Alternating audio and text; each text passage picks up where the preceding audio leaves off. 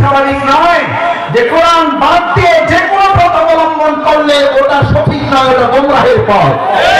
কোরআন যদি আল্লাহর পথ হয় তাহলে কোরআনের বাইরে যে মত আছে, পথ আছে, সমস্ত মত এবং পথ ইবলিসের পথ।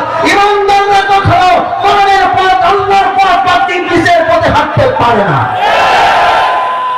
আজ আমাদের এই কোরআন দায়িত্ব নিয়েছে, ফামান তাবিআ হুদা, তাহলে তোমরা সঠিক পথ পাবে, আসল পথ পাবে।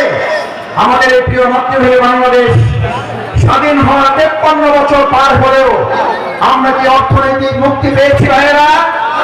আমরা কি সাংস্কৃতিক মুক্তি পেয়েছি? আমরা কি রাজনৈতিক মুক্তি পেয়েছি? এই সকল মুক্তি আমাদের যদি পেতে হয় তাহলে আমাদের মানুষের তৈরি করা মতবাদের দিকে নাকি কোরআনের দিকে ফিরতে হবে?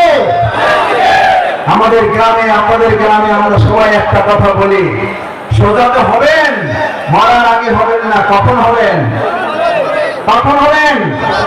কাপড় দিয়ে যখন পায়ের কাছে একজন ধরে আর মাথার কাছে একজন ধরে, দুই দিকে দুইজন ধরে আর টানে, বলে যে আরো সোজা করো, আরো টাইট করো।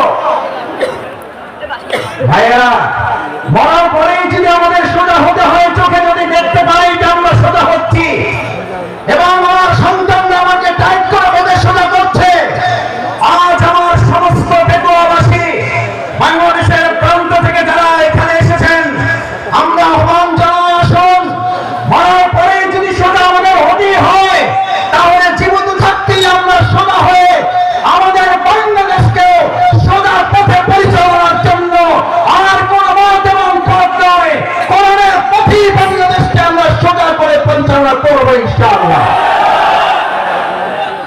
দ্বিতীয় যে দায়িত্ব আল্লাহ তাআলা আমাদেরকে দিয়েছেন, ফামান তাবিআ হুদায়া ফালা খাউফুন, কোনো ভয় নেই তোমাদের।